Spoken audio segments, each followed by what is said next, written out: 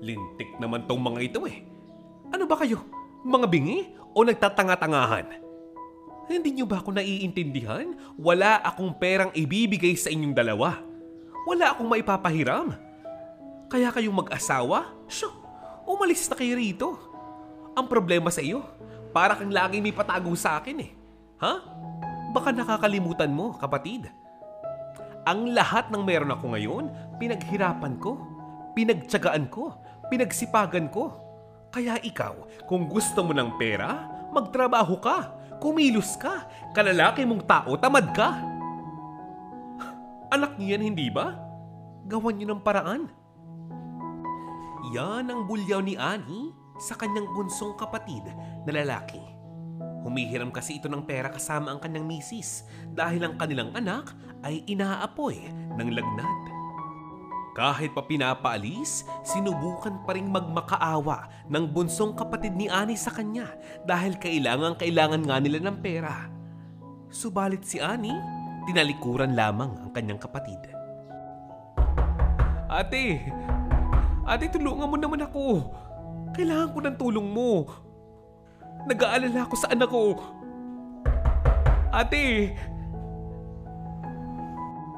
Subalit wala nang sumasagot sa tawag ng bunsong kapatid ni Annie. Umalis ito kasama ang kanyang misis na masamang-masama ang loob kay Annie. Si Annie at ang kanyang pamilya ay namuhay noon sa squatters area. Ang trabaho ng kanyang mga magulang ay mamulot ng basura sa kalye at iba't ibang lugar sa Maynila. Sila ay 3 magkakapatid. Siya lamang ang babae. Namatay na ang kanilang mga magulang dahil nga nagkaroon sila ng sakit at walang sapat na pera upang maipagamot. Hanggang sa lumala na nga ito at binawian na nga sila ng buhay. Kaya naman namuhay silang 3 at pinilit nilang gumawa ng paraan upang makipaglaban sa buhay na meron sila. Ang 2 niyang kapatid, parehong lalaki, namumulot na nga din ng basura. Anong gagawin? Hindi nakapagtapos ng pag-aaral. Samantalang itong si Annie nga naman ay nagtitinda ng sampagita sa tabi ng mga simbahan. Lahat ng kabayanan pinupuntahan niya. Lahat ng mga taong dumadaan, inaalok niya.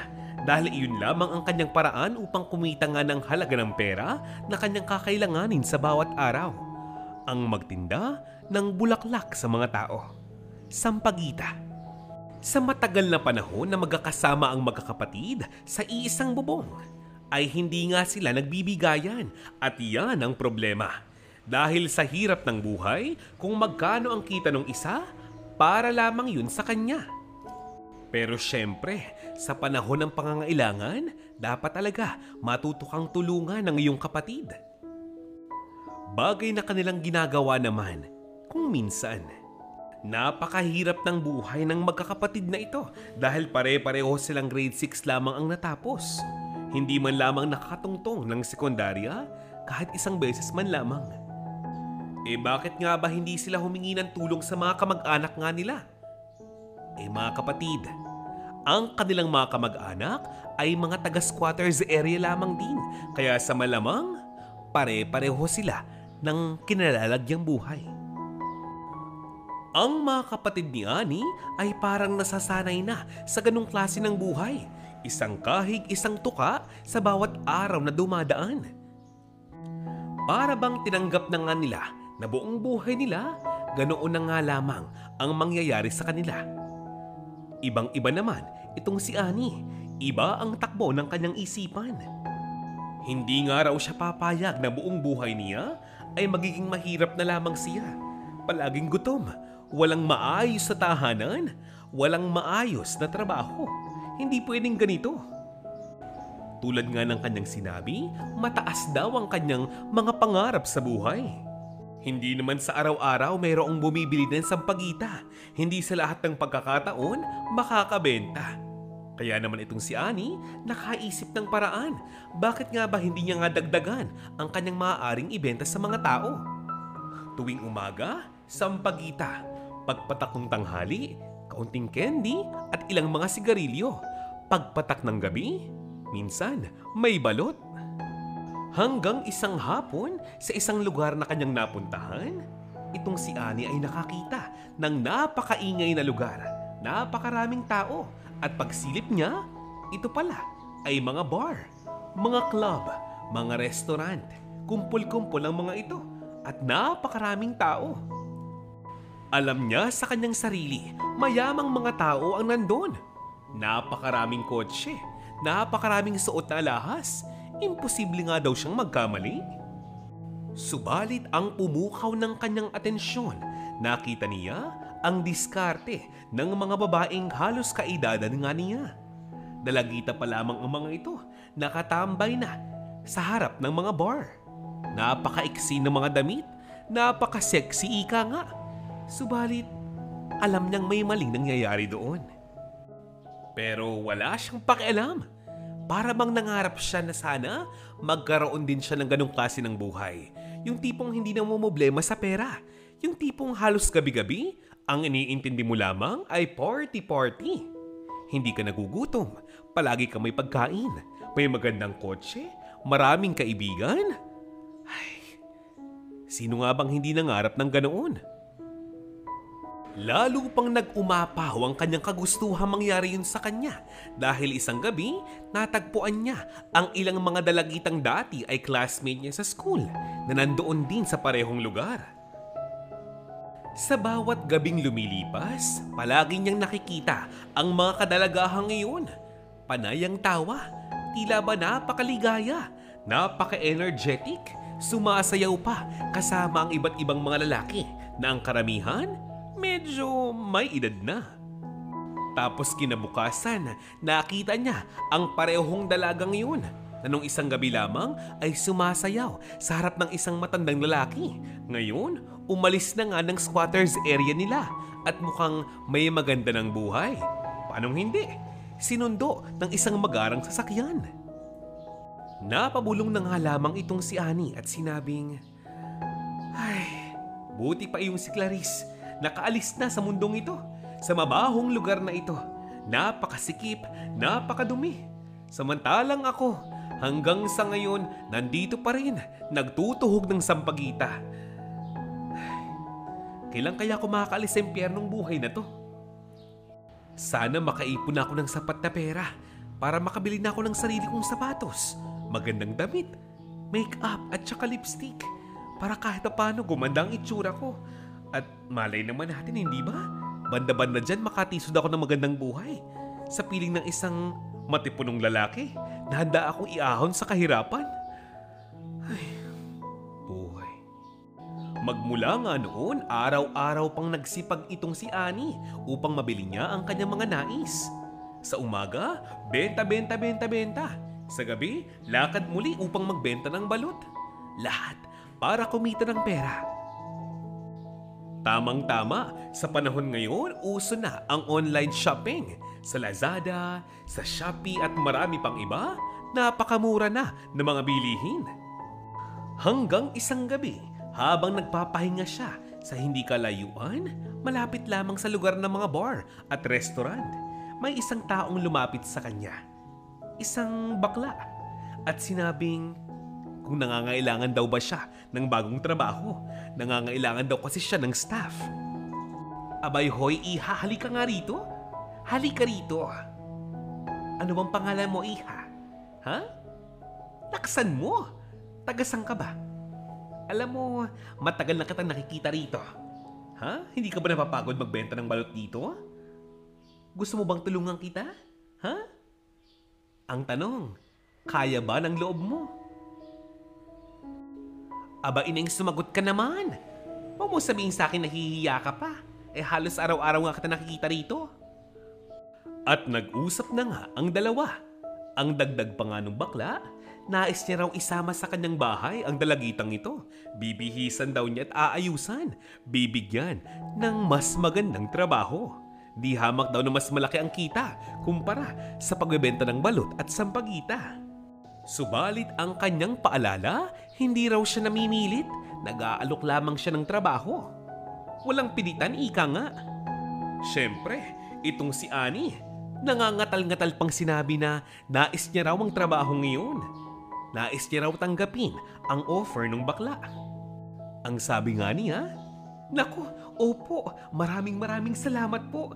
Alam niyo po ba, nais ko po sanang mag-apply dyan matagal na pero nahihiya lang po ako. Ako po si Annie. Taga doon po ko sa kabilang barangay, doon sa may squatters area. Kilala ko po kasi yung ilan sa mga kababaihang nagtatrabaho sa inyo. Namumukhaan ko po sila. Yung iba nga po parang classmate ko pa nung elementary. Tulad nga po ng sinabi ko sa inyo, wala po akong bagong damit, wala po akong make-up at mga pangangailangan pero kung willing po kayong tulungan ako, hindi po ko tatanggi. Pangarap ko po ito. Promise ko po, promise. Mabait po ako. Palagi ko po kayong susundin." At nagsimula na nga ang panibagong buhay ni Annie. Magmula noon, palagi na nga siyang tinuturuan ng baklang ito ng lahat ng diskarteng maaari niyang magamit at matutunan sa kanyang bagong trabaho. Magmula nga noon, handa na itong si Annie na harapin ang kanyang panibagong buhay. Ano nga kaya ang kahihinatnan ng buhay niya? Sa kanyang bagong trabaho, ang kanyang puhunan, 5 pirasong bagong ternong damit. May mga pang-makeup pa, mga lipstick, mga sapatos na bago, at 2 mamahaling bag. Yung iba, bigay na nung bakla. Yung iba, pautang sa kanya. At nang dahil din sa baklang ito, nagkaroon siya ng panibagong trabaho. Nakapasok siya sa isang bar kung saan siya inirefer. At doon halos gabi-gabi, pumupunta siya upang jumuti. Nung simula, pa-table-table lamang, painom-inom lamang ng alak itong si Annie. Inaaliw niya ang mga customers, pinapatawa, minsan pinapakilig pa niya sa kanyang bawat tingin, sa kanyang bawat haplos. Sino ba naman ang hindi gagawin ng ganito kung handa ka ng isugal ang sarili mo para sa pera at pangarap mong buhay? Tila ba nabura na nga ang konsensya sa isipan nitong babaeng ito? Hindi naman tanga ang kanyang mga kapatid para hindi malaman ang kanyang ginagawang kalokohan.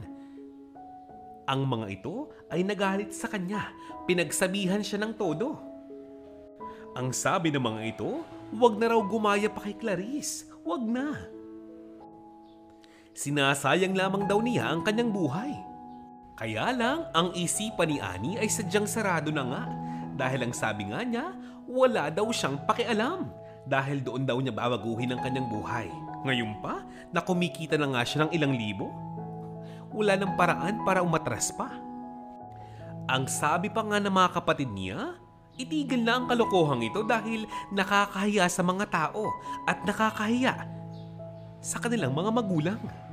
Biglang uminit muli ang ulo ni Annie at sinabing, "Ano bang kailangan kong ikahiya? Dito ko kumikita ng pera. Naiinggit lang kayo eh." Hiya. Kalokohan lang yan. Alam nyo, walang dahilan para mahiya ako. Walang dahilan para mahiya kayo. Kasi unang-una, ito ang nagpapakain sa akin. Ito ang bumubuhay sa akin. Bakit? Isipin nyo nga, kung ititigil ko to. Ha? Sinong papakain sa akin? Sa atin. Sinong mabayad ng ilaw, ng tubig? Sila ba? Sinong mahihirapan? Sila ba? Hindi ba tayo? Buksan yung mga isipan nyo. 2024 na. Masyado kayong konserbatibo. At nagpatuloy pa ang mga araw at lagi nang pinag-uusapan ng mga tao itong si Annie at ang kanyang trabaho. Alam mo ba, kahit na wala pang nagkakama sa kanya kahit isa, pokpok na ang tingin at tawag sa kanya ng mga tao sa paligid niya. Hindi nakapagtataka na itong si Annie kadalasan ay bastusin ng ilang mga kalalakihan sa kanilang barangay. Minsan, pinagtatawanan pa nga siya. Pero itong si Annie, walang pakialam. Ang mahalaga, may pera siya sa kanyang bag. Isang gabi, uy, pare, si Annie oh. Shh! Annie! Sexy mo naman, Annie. Di ka ba nilalamig niyan? Wow, ang bango-bango mo naman. Mukhang bagong ligo tayo ah. Yan ang biro ng mga tambay.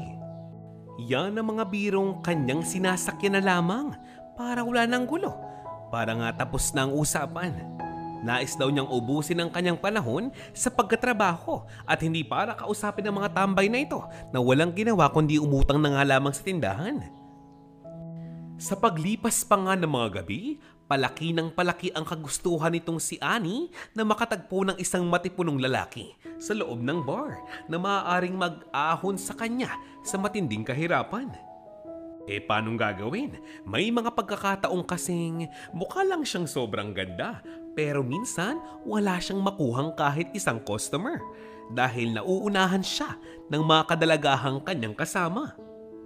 Mas nais daw niyang gamitin ang kanyang mga oras tuwing gabi kasama ang isang lalaking mag-aabot sa kanya ng mas malaking halaga ng pera kaysa naman sa mga binatang kanyang nakikita at nakikilala na inaabutan lamang siya ng 200 piso.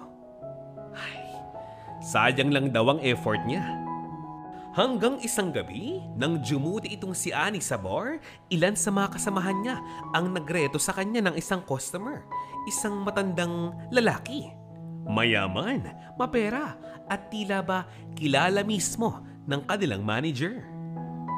Nang una niyang makita, alam niya sa kanyang sarili na ayaw niya dahil sa itsura pa lamang nito, parang hindi gagawa ng maganda. Pero nang makita niya ang mamahaling relos nito, ang kanyang magarang sapatos at magarang kotse, biglang nagbago ang kanyang isip. Talagang mayaman itong lalaking ito. Ito na siguro ang mag-aahon sa kanya sa kahirapan. Subalit, napakapangit niya. Anong kanyang gagawin? Nung parehong gabi, kinausap niya ito. Nakipagkwentuhan siya, nakipagtawanan. At sa kanilang pag-uusap, nakita niya ang wallet ng matanda, punong-puno ng pera. Buo na nga ang kanyang loob. Uutuin niya ang matandang ito upang makaahon na nga siya sa lintik na buhay na ito. Sawang-sawa na nga daw siyang magtrabaho. Sa paglipas pa nga ng mga gabi, naging regular customer ni Annie ang matandang iyon. At hindi naglaon, naisipan na nga niyang akitin ito.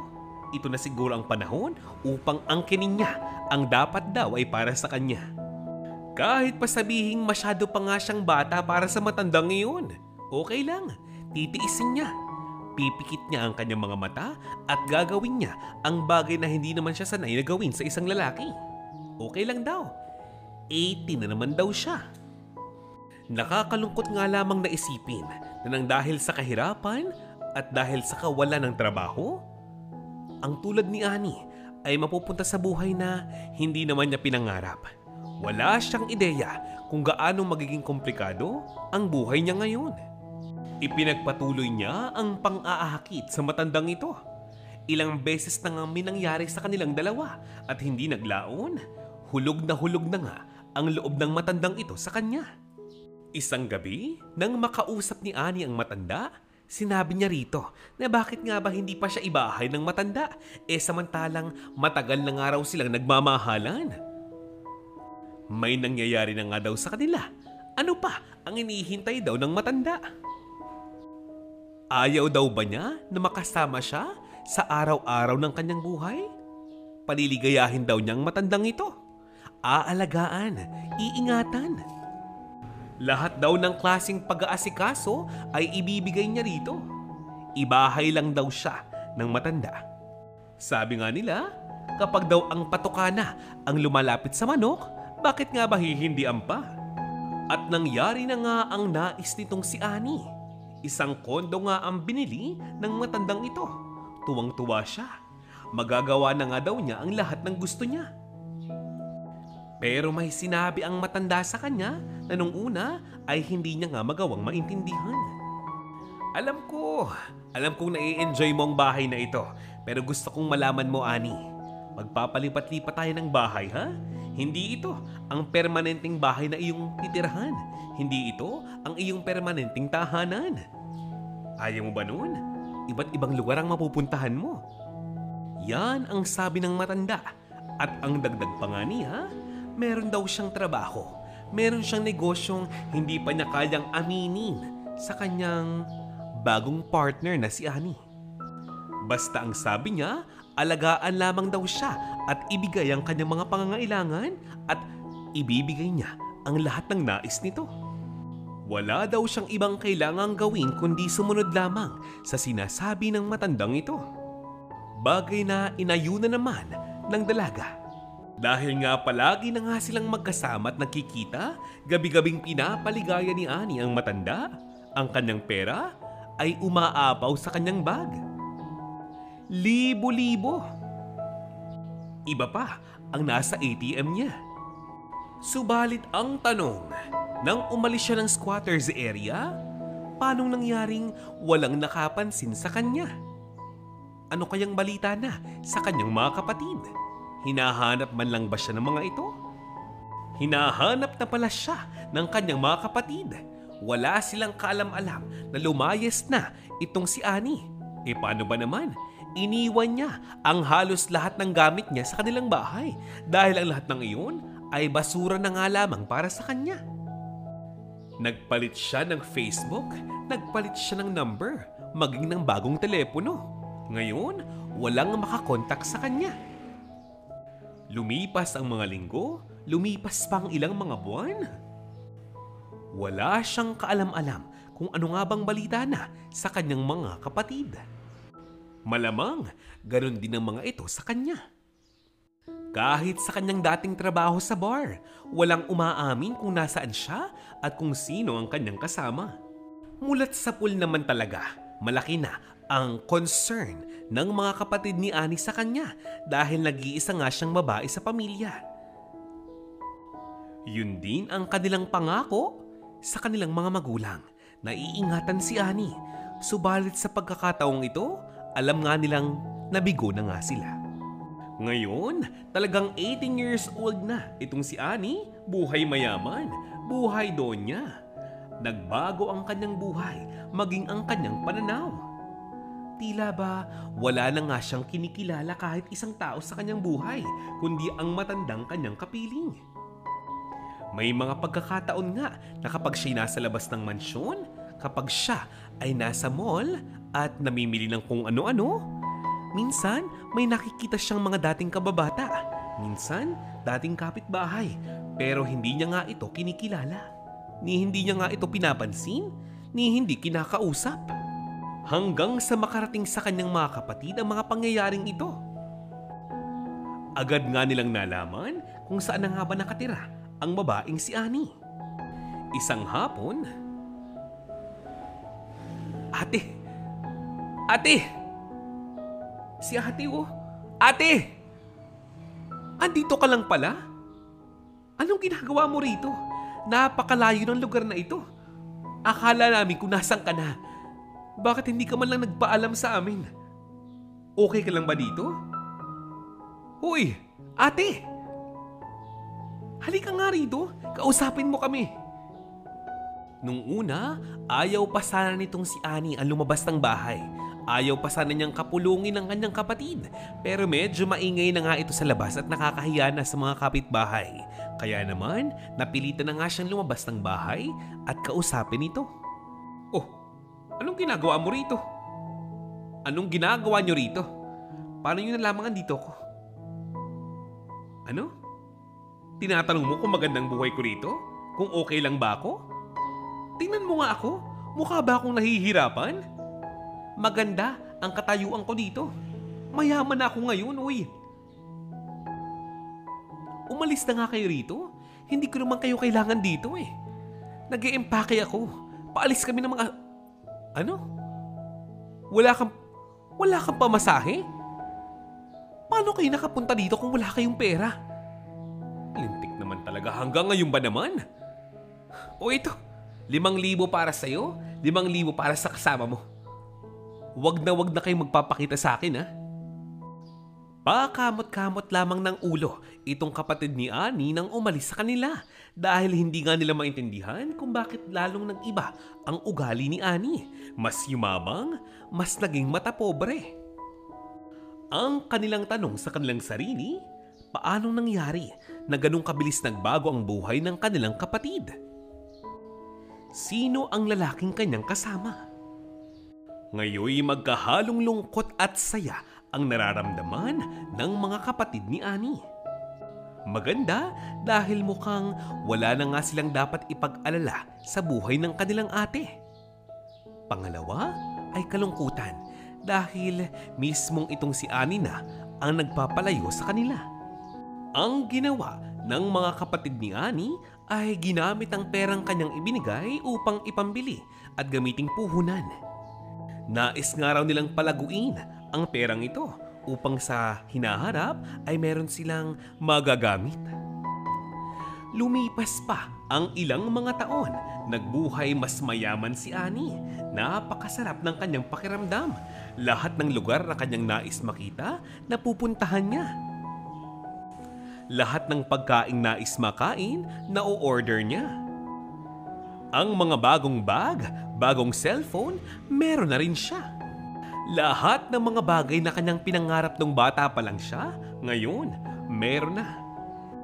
Sa tagal ng panahon, kahit na kailan, hindi nagkaroon ng concern itong si Annie na alamin kung ano nga bang pinagkakakitaan ng kanyang boyfriend.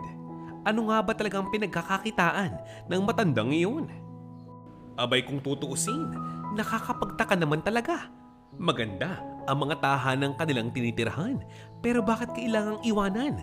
Bakit kailangan lipatan? Bakit kailangang umalis pagkatapos ng ilang mga araw o ilang mga linggo? Meron ba silang iniiwasan? Meron bang tinataguan? O merong hinahabol? Kapansin-pansin din ang tila pag-iiba ng ugali ng matandang ito. Para siyang laging sensitibo, laging takot, at laging may pangamba. Isang araw, "Uy, ano bang problema mo? Mahal, huwag mo sabihin sa aking lilipat na naman tayo. Hindi ka ba napapagod? Halos wala pa tayong isang buwan sa lugar na to. Aalis na naman tayo? Ano ba naman? Ang sabi mo sa akin ibabahay mo ko, hindi ba? Ano ba naman, magsasampung taon na tayong magkapiling. Baka naman pwedeng ibahay mo na ako ng permanente. Hindi yung ganito." Yan ang reklamo ni Annie sa matanda. Dahil sa puro nga reklamo itong si Annie, nainis na ang matanda at sinabing, "Yan, diyan kayo magagaling. Kayong mga babae, ibinibigay na nga lahat ng gusto ninyo. Puro pa kayo reklamo." Ano? Nakalimutan mo na ba? Sino bang matanda sa ating dalawa? Ako o ikaw? Di ba sinabi ko sa'yo? Noong pa lamang, ganito nga talaga ang buhay ko. Palipat-lipat ako ng lugar. Ano bang kailangan mo pa sa akin? Kulang ba ang perang ibinibigay ko? Ha? Tataasan ko? Oh, kulang ba ang mga cellphone, computer, damit at bag na binibigay ko sa'yo? Magsalita ka, boba! Hoy! Parang pusang iingaw-ingaw itong si Annie at sinabing, Hindi naman sa ganun, mahal. Ang sa akin lang kasi, maedad ka na. Concern lang ako sa kalagayan mo. Kasi baka ikaw napapagod ka na. Uy, huwag ka namang magalit. Uy. Yan ang sabi ni Annie. Subalit ang sagot ng kanyang partner ang hindi niya nga inaasahan. Ang sabi nito, "Hoy, Annie, kung napapagod ka na sa ganitong klase ng buhay, abay makakaalis ka na. Kung iniisip mong pipigilan kita, abay nagkakamali ka. Marami pang mas bata sa'yo, mas maganda, mas maputi, mas magaling kaysa sa'yo." Abay kung tutuusin, wala ka naman talagang pakinabang. Wala kang ibang inintindi kundi yung mga gadget mo, yung mga bag mo, yung mga bagong sapatos mo. Puro kabili, gastos ka ng gastos. Ni hindi ka naman marunong magluto. Puro kaluho sa katawan. Hindi mo napapansin? Hindi ka na maganda. Hindi ka na katulad ng dati. Wala ka ng kasari-sariwa. Kung akala mo, ini-enjoy pa kita, abay nagkakamali ka. Ni hindi na nga ako sinasarapan sa'yo. Huwag ka nang magtaka kung bukas isang araw bitawan kita. Masakit ang mga salitang binitawan ng matanda. Pero itong si Annie, binging-bingi na sa mga bagay na iyon dahil halos araw-araw, yun ang sinasabi ng matanda kapag galit siya. Lahat naman daw yun, walang halaga dahil bukas isang araw, bibigyan siya nito ng malaking halaga ng pera. Kaya okay lang. Nasanay na nga ito sa ganong klase ng buhay kaya hanggang sa ngayon, wala siyang kaipon-ipon. Hanggang dumating na nga yung panahong hindi na nga siya inaabutan ng matanda. Hindi na nga siya binibigyan ng pera at hindi na nga siya ibinibili ng kanyang mga luho. Hanggang sa itong si Annie, kesa nga naman magmakaawang magbigay ang matanda, inutakan niya ang matandang ito. Kinukupitan niya ang mga gamit nito. Di hamak na mas mahal ni Annie ang kanyang luho kumpara sa matandang ito. Kaya naman, magmula nang makupitan niya ang matanda, inaraw-araw niya ito hanggang sa siya'y makaipon na nga ng malaking halaga ng pera. Lumipas pang ilang mga buwan, malaki na ang kanyang naiipon. Nagulat siya dahil kinabukasan, nagising na lamang itong si Annie dahil biglang may sumira ng kanilang pintuan. Nagkakagulo, napakaingay ng mga tao sa buong building na yun. Agad dinampot ng mga pulis ang matanda. Ang matandang ito pala ay isang matagal ng drug lord. Marami siyang perang naitakas mula sa kanyang mga kagrupo at kalabang sindikato. Kaya naman malamang ang kanyang mga dating kagrupo ang nagsumbong sa mga pulis kung nasaan ang kanyang kinalalagyan. Napakabilis ng mga pangyayari. Si Annie hindi na nga makakibo. Paanong hindi? Kasama siya sa mga nadampot ng mga pulis. Bukod sa mga tauhan ng matanda, kasama siya sa mga nakulong. Pero hindi nagtagal, pinalabas din agad siya. Ang bitbit niya ay ilang mga gamit niya lamang. Ang tanong, bakit nga ba siya pinalabas ng mga pulis? Aba, ay nagpanggap itong si Annie na hindi raw niya kilala. Ang matanda ngayon, dinakip daw siya ng mga tauhan nito. Kwento ganito, kwento ganyan. At napaniwala niya ang mga pulis. Bagay na sinang-ayon na naman ng matanda dahil wala na nga daw siyang pakialam kay Annie. Magmula nga noon ay hindi na nga nagpangita ang dalawa. Itong si Annie, problemado dahil saan nga ba siya titira ngayon? Ngayong hindi na nga siya makakabalik sa mga kondominium na kanilang pag-aari noon. Mabuti na nga lamang at meron siyang ipong pera. Kahit papaano, meron siyang pera para sa kanyang mga pangangailangan at pang-upa sa isang maliit na apartment. Ang kanyang mga alahas, napilitan siyang ibenta. Saka lang niya na-realize na ang tanga-tanga niya dahil bakit nga ba hindi agad siya nag-ipon ng pera nung panahong marami pa siyang hawak? Ay, nasa huli nga talaga ang pagsisisi. Hindi naman siya makakabalik sa bar ng ganun-ganun kadali dahil pagtatawanan siya. Unang-una, hindi na nga bata ang kanyang itsura. Pangalawa, medyo napabayaan na nga niya ang kanyang balat. Siguradong aayawan siya ng mga customers. Sa paglipas pa ng ilang mga linggo at mga buwan, ubos na ang pera nitong si Annie. Anong gagawin? Maluho. Ang ilan pa sa kanyang mga gamit, napilitan na nga siyang ibenta. Abay, aanihin mo nga naman ang napakaraming alahas at bagong sapatos. Kung wala ka namang ulam, walang bigas. Dahil iba na ang kanyang buhay, ang kanyang mga dating kaibigan, hindi na nga siya kinakausap, hindi na nga siya pinapansin. Kakaunti na nga talaga ang hawak niyang salapi. Alam mo ba, saka lang niya naisipan, bakit nga ba hindi siya magnegosyo? Bumili siya ng napakaraming sampagita. Tinuhog-tuhog iyon at yun ngayon ang kanyang pinagkakakitaan. Kaya lang, anong kanyang gagawin ngayon? Sapat ba ang kinikita niya sa mga sampagitang iyon para ipambayad ng renta? Napakamahal pa naman ang renta ngayon. Ang tubig, ang kuryente, ang wifi, ang mga pangangailangan sa araw-araw lalo na ang pagkain. Hindi nagtagal, pinalayas na nga siya sa apartment na iyon. Ginamit ni Annie ang kanyang tirang pera upang hanapin ang kanyang mga kapatid upang makabalik siya sa kanilang dating tahanan. Subalit, wala na nga ito rito. Ang mga dating kapitbahay, nag-alisa na. Hindi siya sumuko. sumubok siyang gumawa ng iba pang paraan upang mahanap ang kanyang mga kapatid at ang mga pamilya nito. At nang makita niya ang mga ito, kasama ang kani-kanilang mga pamilya, nagmakaawa siya na baka naman daw maaari siyang tulungan. Kaya lang, tumatanggi na nga ang mga ito. Ate naman, ano bang sinasabi mo? Hindi ba't donya ka na? Anong kalokohan ang mga sinasabi mo sa akin ngayon? Pangalawa, hindi mo ba nakikita? Hindi na ako mag-isa ngayon. Di ba nga noong ko pa sinasabi? May asawa ako. May mga anak na ako.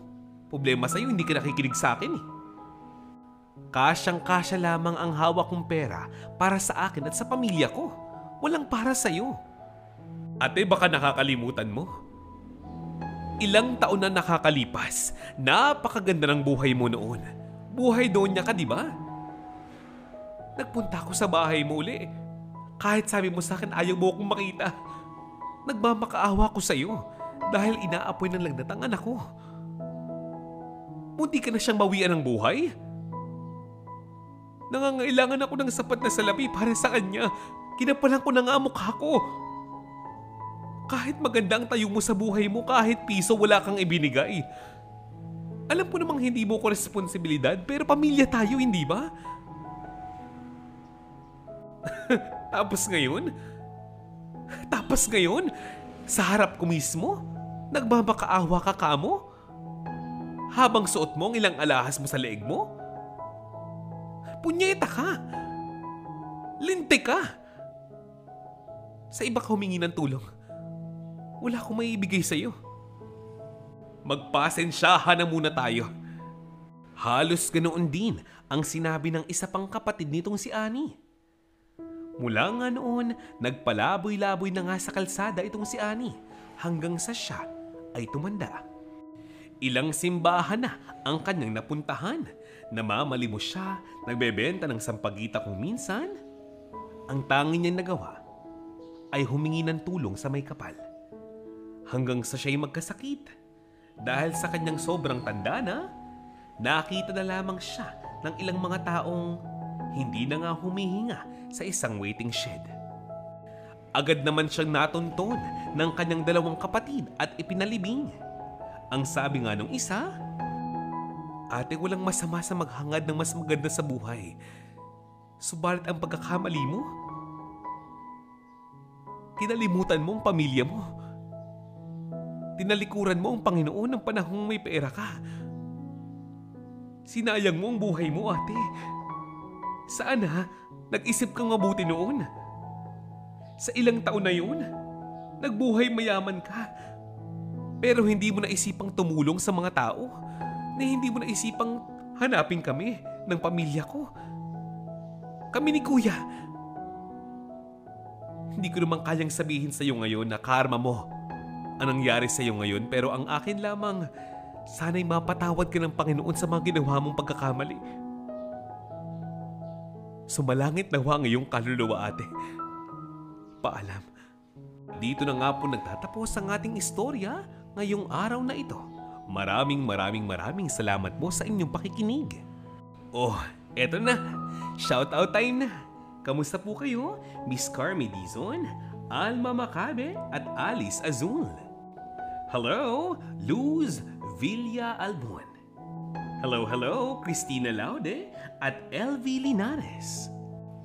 Yun, isa pa oh, Emma Daher at Juliet Panlilio. Siyempre, Yayay Pulgo. Hello.